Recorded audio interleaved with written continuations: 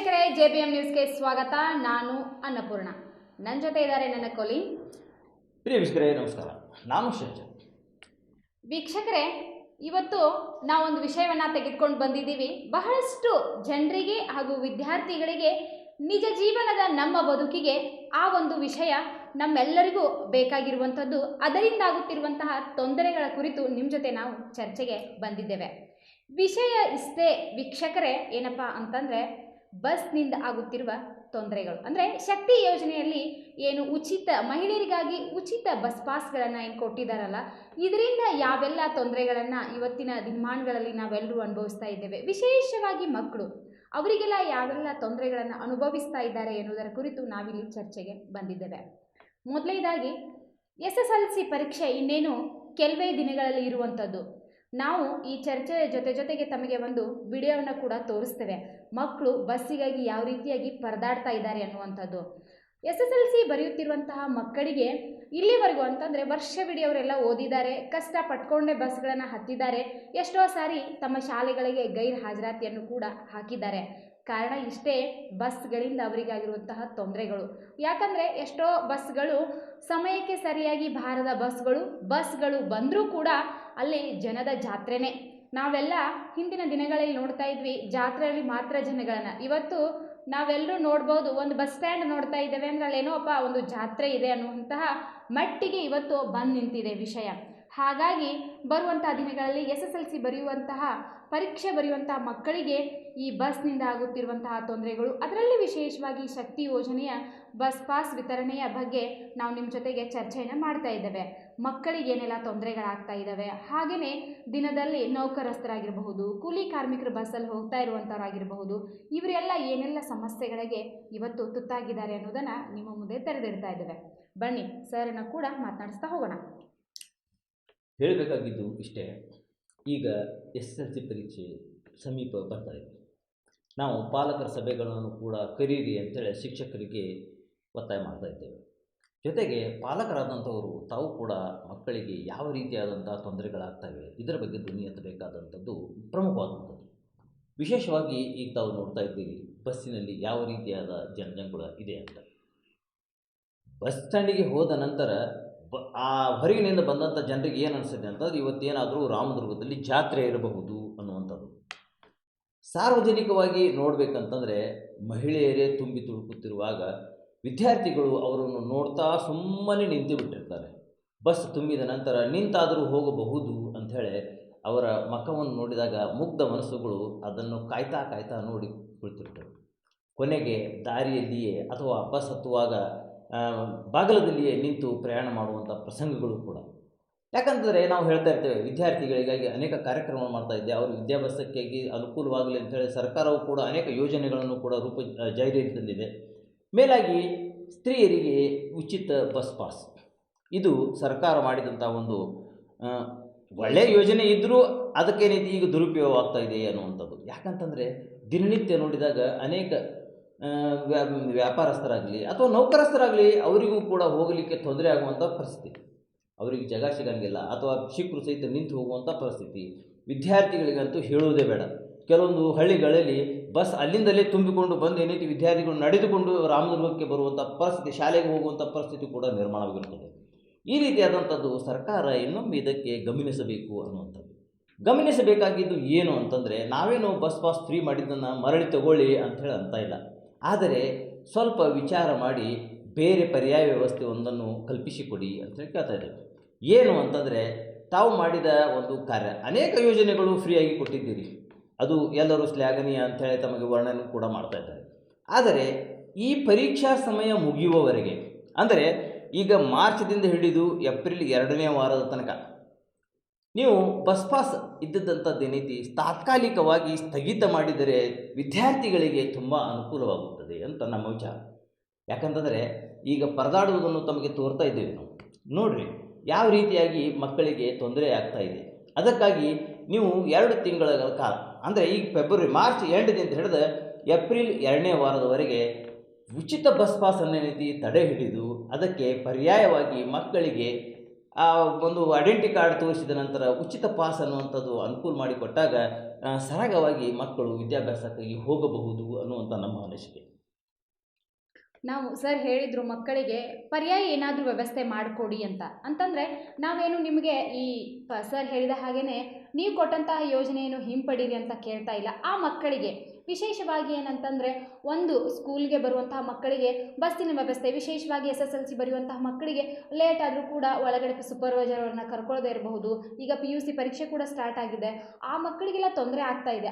ಏನಂತಂದರೆ ಪರ್ಟಿಕ್ಯುಲರ್ ಆಗಿ ಈ ಒಂದು ಊರಿಂದ ಯಾವುದೋ ಮಕ್ಕಳು ಬರ್ತಾ ಇದ್ದಾರೆ ಅಂತಂದರೆ ಅವರ ವಿದ್ಯಾಭ್ಯಾಸಕ್ಕಾಗಿಯೇ ಈ ಒಂದು ಯೋಜನೆಯಲ್ಲಿ ಅವರಿಗೆ ಏನಾದರೂ ಸವಲತ್ತುಗಳನ್ನು ನೀವು ಕೊಡಲಿಕ್ಕೆ ಸಾಧ್ಯ ಇದ್ದರೆ ಆ ಒಂದು ವ್ಯವಸ್ಥೆಯನ್ನು ನೀವು ಕೊಡ್ರಿ ಅಂತ ನಾವು ಕೇಳ್ತಾ ಇದ್ದೇವೆ. ಈ ಮುಂದುವರೆದು ಈ ಒಂದು ಹೆಚ್ಚಾದ ಜನದಟ್ಟಣೆ ಹಾಗೆಯೇ ಏನು ತೊಂದರೆ ಆಗ್ತಾ ಇದೆ ಅಂತಂದರೆ ರಸ್ತೆ ಅಪಘಾತಗಳನ್ನು ನಾವು ಕಾಣ್ತಾ ಇದ್ದೇವೆ. ಏನಂತಂದರೆ ಮಕ್ಕಳು ಸುಮಾರು 5 ಗಂಟೆ ಅಷ್ಟರಲ್ಲಿ ಬಸ್ ಸ್ಟ್ಯಾಂಡಿಗೆ ಬರ್ತಾರೆ, ಜನ ಜಂಗುಳಿ. ಅಲ್ಲಿ ಮಕ್ಕಳಿಗೆ ಏನಂತಂದರೆ ಏನಂತಂದರೆ ಎಷ್ಟೋ ಹೆಣ್ಣು ಮಕ್ಕಳು ಅವಾಚ್ಯ ಶಬ್ದಗಳಿಂದ ನಿಂದನೆ ಮಾಡ್ತಾರೆ, ನಾವೆಲ್ಲರೂ ಕಾಣ್ತೀವಿ. ನೀನು ದಿನ ಹೋಗ್ತೀಯ, ನಿಲ್ಲು ಅಂತೀವಿ. ಮಕ್ಕಳಿಗಾಗಿ ತಂದೆ ತಾಯಿಗಳು ಕಾಯ್ತಾ ಇರ್ತಾರೆ. ದೂರದ ಪ್ರದೇಶದಿಂದ ಈ ಸಿಟಿ ಲೆವೆಲ್ಗೆ ಮಕ್ಕಳು ಕಲೀಲಿಕ್ಕೆ ಬರ್ತಾ ಇದ್ದಾರೆ. 5:15 ಅವರು ಬಸ್ ತಪ್ಪಿಸ್ಕೊಂಡ್ರು, 5 ಗಂಟೆಗೆ ಅವ್ರ ಬಸ್ ಇತ್ತಂತಂದರೆ ಆ ಬಸ್ಸನ್ನು ಅವ್ರು ತಪ್ಪಿಸ್ಕೊಂಡ್ರು ಅಂತಂದರೆ ತಂದೆ ತಾಯಿಗಳಿಗೆ ಚಡಪಡಿಕೆ, ನನ್ನ ಮಗ ಈ ಟೈಮಿಗೆ ಬರೋನು ಬಂದಿಲ್ಲ, ನನ್ನ ಮಗಳು ಈ ಟೈಮಿಗೆ ಬರೋಳು ಬಂದಿಲ್ಲ ಅನ್ನುವಂಥ ಚಡಪಡಿಕೆ ಅವ್ರಿಗೆ ಸ್ಟಾರ್ಟ್ ಆಗುತ್ತೆ. ಹಾಗೆಯೇ ಮಕ್ಕಳು ಏನಂತಂದರೆ ಯಾವುದೋ ಮುನಿಕೇನೆ ನಾವು ನಮ್ಮ ಮನೆಯನ್ನು ತಲುಪಬೇಕು ಅಂಥೇಳಿ ಬಸ್ಸಿನ ತುದಿಯಲ್ಲಿ ಅವ್ರು ನಿಂತು ಹೋಗ್ತಾರೆ. ಕಾಲು ಜಾರತ್ತೋ ಅಥವಾ ಮತ್ತೊಂದು ಗಾಡಿ ಬಂದವರಿಗೆ ಡಿಕ್ಕಿ ಹೊಡೆಯುತ್ತೋ ರಸ್ತೆ ಅಪಘಾತಗಳು ಹೆಚ್ಚಾಗ್ತಾ ಇದ್ದಾವೆ. ಇವುಗಳನ್ನು ಕೂಡ ನೀವೆಲ್ಲರೂ ಗಮನದಲ್ಲಿ ಇಟ್ಕೊಳ್ಬೇಕಾಗತ್ತೆ. ಇದಕ್ಕಾಗಿ ನಾವೇನು ಕೇಳ್ತಾ ಇದ್ದೀವಿ ಅಂತಂದರೆ ಪರ್ಯಾಯ ಏನಾದರೂ ವ್ಯವಸ್ಥೆಯನ್ನು ಮಾಡಿಕೊಡಿ ಅಂತ ಈ ಮೂಲಕ ನಾವು ವಾಹಿನಿ ಮೂಲಕ ಕೂಡ ನಿಮ್ಮನ್ನು ವಿನಂತಿಸ್ತೇವೆ. ಯಾಕಂದರೆ ಈಗ ಬಸ್ ಇರೋಂಗಿಲ್ಲ, ಅದರೊಳಗೆ ಹೋಗುವಾಗ ಏನೈತಿ ಬುತ್ತಿ ಗಂಟು ತಂದಿರ್ತಾರೆ, ಬೇರೆ ಸಂತಿ ಎಲ್ಲ ಮಾಡ್ಕೊಂಡು ಏನೈತಿ ಅದರೊಳಗೆ ಹತ್ತುವಂಥ ಪ್ರಯತ್ನ ಮಾಡ್ತಿರ್ತಾರೆ. ಮೊದಲು ಪಾಸ್ ಇಲ್ಲದೇ ಸಮಯದಲ್ಲಿ ಗಂಡಸರು ಕೂಡ ಮನೆ ಸಂತೆ ಮಾಡ್ತಾಯಿದ್ರು. ಈಗ ಉಚಿತ ಬಸ್ ಪಾಸ್ ಅಂದಾಕ್ಷಣ ಮಹಿಳೆಯರೇ ಹೆಚ್ಚಾಗಿ ಈ ಬಸ್ಸಿನಲ್ಲಿ ಅಡ್ಡಾಡುವಂಥ ಒಂದು ಪ್ರಕ್ರಿಯೆ ಪ್ರಾರಂಭವಾಗಿದೆ. ಯಾಕಂದರೆ ಉಚಿತವಾಗಿದೆ, ಹೋಗಿ ಏನಾದರೂ ಬೇಕಾಗೈತೆ ಅಂತಾರೆ ಹಳ್ಳಿಯಿಂದ ಶಹರಿಗೆ ಬರುವಂಥ ಸಾಮಾನ್ಯ. ಆದರೆ ಇದು ಉಚಿತವಾಗಿರುವುದರಿಂದ ಪ್ರತಿಯೊಂದು ಕೆಲಸಕ್ಕೆ ರಾಮದುರ್ಗಕ್ಕೆ ಅಂದರೆ ಸಿಟಿ ಏರಿಯಾಕ್ಕೆ ಏನೈತಿ ಬರೋದು ಜನಸಾಮಾನ್ಯವಾಗಿದೆ.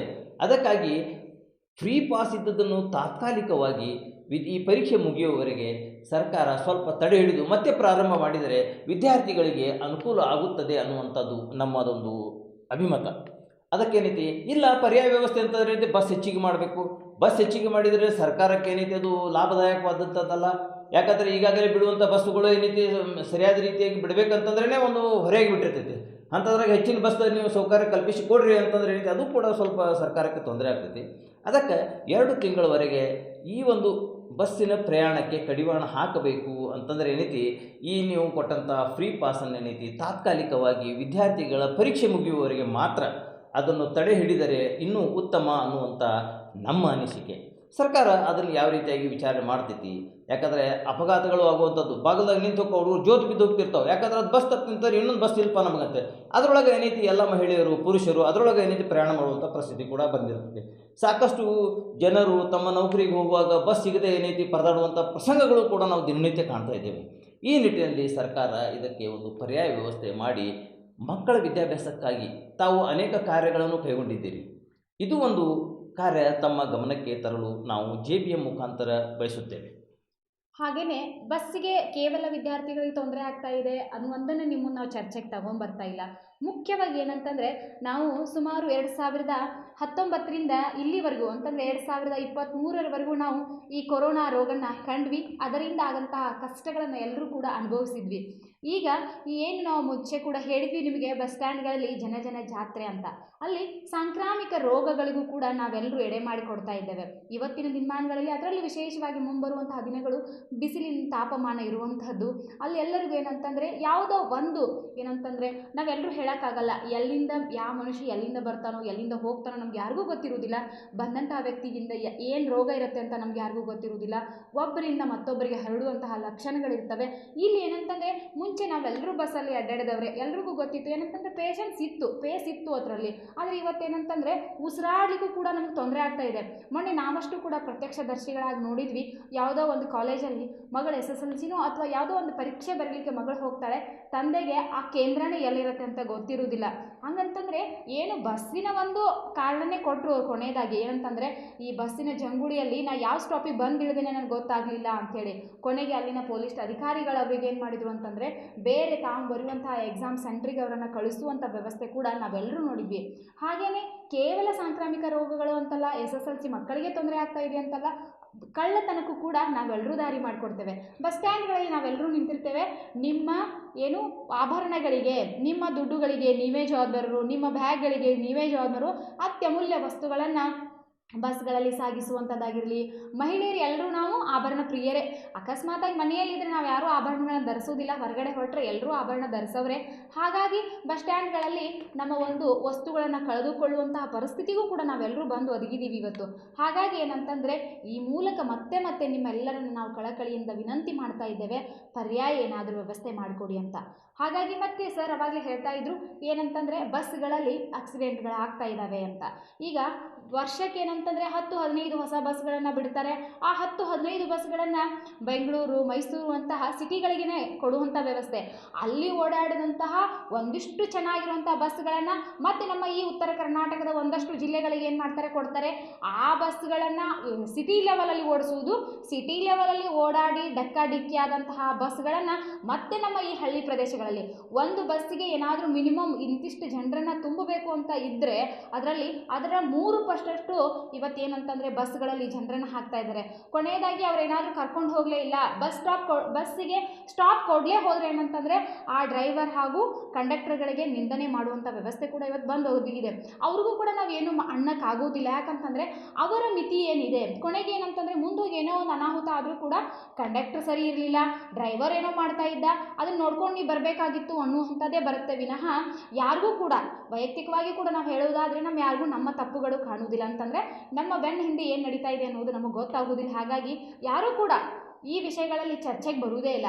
ಹಾಗಾಗಿ ಏನಂತಂದರೆ ಸರ್ಕಾರ ಇಂತಿಷ್ಟ ಬಸ್ಸುಗಳಿಗೆ ಒಂದು ರೂಪುರೇಷೆಗಳನ್ನು ಹಾಕಿದ್ದಾಗಿರಬಹುದು, ಅದಕ್ಕೇನೋ ಒಂದು ಪರ್ಯಾಯ ವ್ಯವಸ್ಥೆಗಳನ್ನು ಕಲ್ಪಿಸೋದಾಗಿರ್ಬೋದು. ವಿಶೇಷವಾಗಿ ಮಹಿಳೆಯರು ನೋಡಬಹುದಾಗಿತ್ತು, ನಾವೆಲ್ಲರೂ ಈ ಉಚಿತ ಬಸ್ ಪಾಸ್ ಬರೋಕ್ಕಿಂತ ಮುಂಚೆ ಈ ನಮ್ಮ ಹಳ್ಳಿಗಳಲ್ಲೆಲ್ಲ ಏನಂತಂದರೆ ಈ ಮಿನಿ ಬಸ್ಗಳು ಓಡಾಡೋದಾಗಿರಬಹುದು, ಟಮ್ ಗಾಡಿಗಳು ಓಡಾಡೋದಾಗಿರ್ಬೋದು, ರಿಕ್ಷಾಗಳು ಹೋಗ್ತಾ ಇದ್ವು. ಏನಂತಂದರೆ ಬಸ್ಸಿನ ದರದಕ್ಕಿಂತ ಕಡಿಮೆ ದರ ಇತ್ತು ಅವಾಗ. ಏನಂತಂದರೆ ಖಾಸಗಿ ವಾಹನಗಳಿಗೆ, ಆ ವಾಹನಗಳಲ್ಲಿ ಸುಮ್ಮನೆ ಸಂಚಾರ ಮಾಡ್ತಾಯಿದ್ರು ಜನ. ಆದರೆ ಇವತ್ತೇನಂತಂದರೆ ಸುಮಾರು ತಾಸುಗಂಟ್ಲೆ ಕಾಯ್ತೀವಿ, ದಿನ ಪೂರ್ತಿ ನಾವೆಲ್ಲರೂ ಕಾಯ್ತೀವಿ. ಆದರೆ ಯಾರೂ ಕೂಡ ಏನಂತಂದರೆ ಈ ಬಸ್ಗಳಿಗೆ ಏನಂತಂದರೆ ಖಾಸಗಿ ಬಸ್ಗಳಿಗೆ ಏನು ಮಾಡೋದಿಲ್ಲ, ಹತ್ತುವುದೇ ಇಲ್ಲ. ಅದರಲ್ಲೂ ವಿಶೇಷವಾಗಿ ನಿಮ್ಗೆ ಇನ್ನೂ ಒಂದು ಹೇಳಬೇಕು ಅಂತಂದರೆ ನಮ್ಮ ಈ ಕರ್ನಾಟಕದಲ್ಲಿ ಮಾತ್ರ ಉಚಿತ ಬಸ್ ಇರುವಂಥದ್ದು. ನಮ್ಮ ಸೈಡೆಲ್ಲ ಈಗ ಕೊಲ್ಲಾಪುರ ಬಸ್ಗಳೆಲ್ಲ ಬಂದರೆ ಕೂಡ ಹುಯ್ ಅಂತ ಜನರಿಗೆ ಗೊತ್ತಿರೋದಿಲ್ಲ, ಹಳ್ಳಿ ಜನರಿಗೆ ಹುಯ್ ಅಂತ ಹತ್ಲಿಕ್ಕೆ ಹೋಗ್ತೀವಿ ನಾವು. ಹತ್ತಕ್ಕೆ ಹೋದ ಕಂಡಕ್ಟರ್ ಈ ಬಸ್ಸಿಗೆ ಏನಂತಂದರೆ ಪಾಸ್ ಇಲ್ಲ ಅಂದ ತಕ್ಷಣವೇ ಚಿತ್ರ ಆಗ್ತೀವಿ ನಾವೆಲ್ಲರೂ. ಅಂದರೂ ಕೂಡ ನಮ್ಮ ಮನಸ್ಥಿತಿ ಎಲ್ಲಿ ಬಂದು ನಿಂತಿದೆ ಅಂದರೆ ಕೊಟ್ಟಿದ್ದಾರಲ್ಲ ಫ್ರೀಯಾಗಿ, ಅದನ್ನ ಯಾಕೆ ಬಳಸ್ಕೊಳ್ಳದೇ ಇರಬಹುದು? ತಾಗಲಿ ತೊಂದರೆ ನನಗಷ್ಟೇ ಆಗೋದಿಲ್ಲ, ಎಲ್ರಿಗೂ ಆಗುತ್ತೆ. ಇವತ್ತು ನನ್ನ ಮನೆಯೊಳಗಿನ ಒಂದು ಮಗುಗೂ ತೊಂದರೆ ಆದರೂ ಕೂಡ ಮತ್ತೊಬ್ಬರಿಗೂ ಕಣ್ಣಲ್ಲಿ ನೀರು ಬಂದೇ ಬರುತ್ತೆ. ನಿನ್ನೆನೇ ಒಂದು ಆಕ್ಸಿಡೆಂಟ್ ನೋಡಿದ್ವಿ ಬೆಂಗಳೂರಲ್ಲಿ. ಏನಂತಂದರೆ ಇಬ್ಬರು, ಒಂದು 4 ವರ್ಷದ ಹೆಣ್ಣುಮಗು, ಒಂದು 2 ವರ್ಷದ ಹೆಣ್ಣುಮಗು ಸ್ಪಾಟ್ ಡೆತ್ ಆದರು. ಕಾರಣ ಇಷ್ಟೇ, ಅವರು ಬಸ್ ಅವ್ರಿಗೇನು ಡಿಕ್ಕಿ ಹೊಡಿತು, ಇಬ್ಬರು ಮಕ್ಕಳು ಸ್ಪಾಟ್ ಡೆತ್ ಆದರು. ಯಾರು ಈ ನೋವನ್ನು ಭರಿಸ್ತಾರೆ? ಹೋದಂಥ ಜೀವ ಮರಳಿ ಬರುತ್ತೇನೋ? ಇದೆಲ್ಲವನ್ನು ಗಮನದಲ್ಲಿಟ್ಟುಕೊಂಡು ಈ ಬರುವಂತಹ SSLC ಪರೀಕ್ಷೆ ಬರೆಯುವಂತಹ ಮಕ್ಕಳಿಗೆ ಈ ಯಾವ ತೊಂದರೆಗಳು ಆಗಬಾರ್ದು. ಅವರು ಸಮಯಕ್ಕೆ ಸರಿಯಾಗಿ SSLC ಪರೀಕ್ಷೆ ಬರೀಬೇಕು, ಸಮಯಕ್ಕೆ ಸರಿಯಾಗಿ ತಮ್ಮ ಮನೆಗಳನ್ನು ತಲುಪಬೇಕು. ಅವರ ಉಜ್ವಲ ಭವಿಷ್ಯವನ್ನು ಅವರು ರೂಪಿಸಿಕೊಳ್ಳಿಕ್ಕೆ ಯಾರೆಲ್ಲರೂ ಅಂತಂದರೆ ಇದರಲ್ಲಿ ಬಹಳಷ್ಟು ಜನ ಬರ್ತಾರೆ. ಶಿಕ್ಷಣ ಇಲಾಖೆ ಆಗಿರ್ಬೋದು, ನಾಳೆ ಕರ್ತವ್ಯ ನಿರತರಾಗಿರುವಂಥ ಅಂಗನವಾಡಿ ವರ್ಕರ್ಸ್ ಆಗಿರ್ಬೋದು, ಆಶಾ ವರ್ಕರ್ಸ್ ಆಗಿರ್ಬೋದು, ಪೊಲೀಸ್ ಇಲಾಖೆ ಆಗಿರ್ಬೋದು, ಶಿಕ್ಷಣ ಇಲಾಖೆ ಆಗಿರಬಹುದು, ಆರೋಗ್ಯ ಇಲಾಖೆ ಆಗಿರ್ಬೋದು, ಇವರೆಲ್ಲರೂ ಕೈ ಜೋಡಿಸಿನೇ ನಮ್ಮ ಮುಂದಿನ SSLC ಎಕ್ಸಾಮ್ಗಳನ್ನು ಕಂಡಕ್ಟ್ ಮಾಡೋರಿದ್ದಾರೆ. ಇವರೆಲ್ಲರೂ ಕೂಡ ಬಸ್ಸಲ್ಲಿ ಬರುವಂಥವ್ರೆ. ಹಾಗಾಗಿ ಅವರೆಲ್ಲರಿಗೂ ಕೂಡ ಅನುಕೂಲ ಆಗುವಂತಹ ನಿಟ್ಟಿನಲ್ಲಿ ಏನಾದರೂ ಪರ್ಯಾಯ ವ್ಯವಸ್ಥೆಯನ್ನು ಕಂಡು ಆ ಮಕ್ಕಳಿಗೆ ಅನುಕೂಲವಾಗುವ ನಿಟ್ಟಿನಲ್ಲಿ ತಾವು ಮಾಡಿರಿ ಅನ್ನೋದನ್ನು ಈ ಮೂಲಕ ನಿಮ್ಮನ್ನು ವಿನಂತಿಸ್ತೇವೆ. ಕೊನೆ ಪಕ್ಷವಾಗಿ ನಾನು ಕೇಳಿಕೊಳ್ಳುವುದು ಏನಂತಂದರೆ, ಕನಿಷ್ಠ ಪಕ್ಷ ನೀವು ಮಕ್ಕಳ ಮೇಲೆ ಕರುಣೆ ತೋರಿ. ಪ್ರಯಾಣ ಮಾಡುವಾಗ ನಾವು ದೊಡ್ಡವರಾಗಿ ಆಮೇಲೆ ಹತ್ತೋಣ, ಮೊದಲು ಮಕ್ಕಳು ಹತ್ತಲಿ ಅಂಥೇಳಿ ವಿದ್ಯಾರ್ಥಿಗಳಿಗೆ ಮೊದಲು ಪ್ರಿಫರೆನ್ಸ್ ಕೊಡ್ರಿ.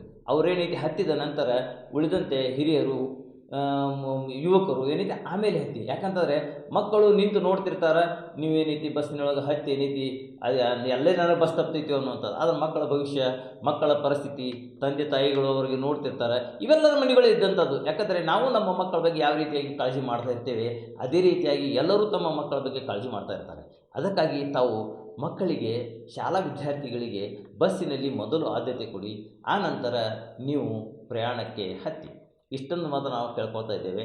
ಈ ಪರ್ಯಾಯ ವ್ಯವಸ್ಥೆ ಆಗುವವರೆಗೆ ಸರ್ಕಾರವು ಕೂಡ ತುರಂತ ಅಂದರೆ ಸಾಧ್ಯವಾದಷ್ಟು ಬೇಗನೆ ಒಂದು ಕ್ರಮ ಕೈಗೊಳ್ಳಲಿ. ಯಾಕಂದರೆ ಈ ಪರೀಕ್ಷೆ ಸಮಯ ಬಂದಾಗ ಏನೈತಿ ಹೆಚ್ಚಿನ ಟೆನ್ಷನ್ ಇರುತ್ತೆ ವಿದ್ಯಾರ್ಥಿಗಳಿಗೆ.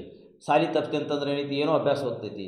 ಈ ರೀತಿಯಾದಂಥ ಒಂದು ಪರಿಸ್ಥಿತಿ ಒಳಗೆ ಏನೈತಿ ಬಹಳ ತೊಂದರೆಯನ್ನು ಅನುಭವಿಸುತ್ತಾ ಮಕ್ಕಳು ತೊಂದರೆ ಅನುಭವಿಸಿದ ತಂದೆ ತಾಯಿಗಳಿಗೂ ಕೂಡ ತೊಂದರೆ ಆದಂಗೆ.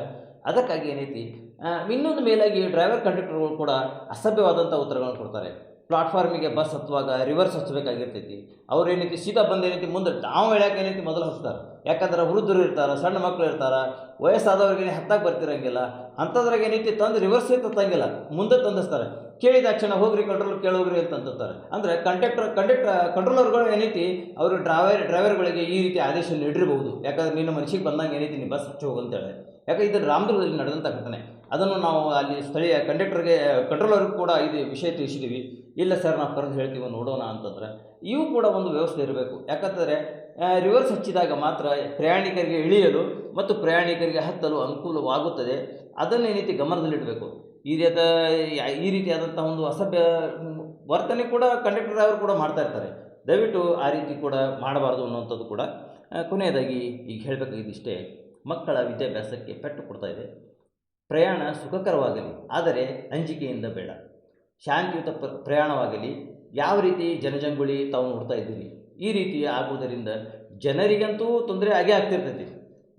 ಮಕ್ಕಳ ವಿದ್ಯಾಭ್ಯಾಸಕ್ಕೆ ಎಷ್ಟು ಪೆಟ್ಟು ಕೊಡ್ತೈತೆ ಅನ್ನುವಂಥದ್ದು ಇದರಲ್ಲಿ. ಯಾಕಂದರೆ ಮುಂಜಾನೆ ಮನೆಯಿಂದ ಶಾಲೆಗೆ ಬರುವುದು, ಶಾಲೆಯಿಂದ ಮನೆಗೆ ಹೋಗುವುದು, ಇದೇ ಒಂದು ದೊಡ್ಡ ಒಂದು ಆತಂಕದ ಪರಿಸ್ಥಿತಿ ಆ ವಿದ್ಯಾರ್ಥಿಯಲ್ಲಿ ಹುಟ್ಟಿಬಿಡ್ತದೆ. ಅದಕ್ಕೆ ದಯವಿಟ್ಟು ಸಾರ್ವಜನಿಕರು ಕೂಡ ಮಕ್ಕಳಿಗೆ ಬಸ್ಸಿನಲ್ಲಿ ಮೊದಲು ಆದ್ಯತೆ ಕೊಡಿ. ಅವರಿಗೆ ಮೊದಲು ಹತ್ತಿದ ನಂತರ ನೀವು ಹತ್ತಿ ಅನ್ನುವಂಥದ್ದು ಒಂದು ಕಳಕಳಿಯ ವಿನಂತಿ. ಕೊನೆಯದಾಗಿ ನಿರಂತರ ಸುದ್ದಿಗಳಿಗಾಗಿ ನೋಡ್ತಾ ಇರಿ JBM ನ್ಯೂಸ್. ಮಕ್ಕಳನ್ನು ಪ್ರೀತಿಸಿ, ಹಿರಿಯರನ್ನು ಗೌರವಿಸಿ. ನಮಸ್ಕಾರ.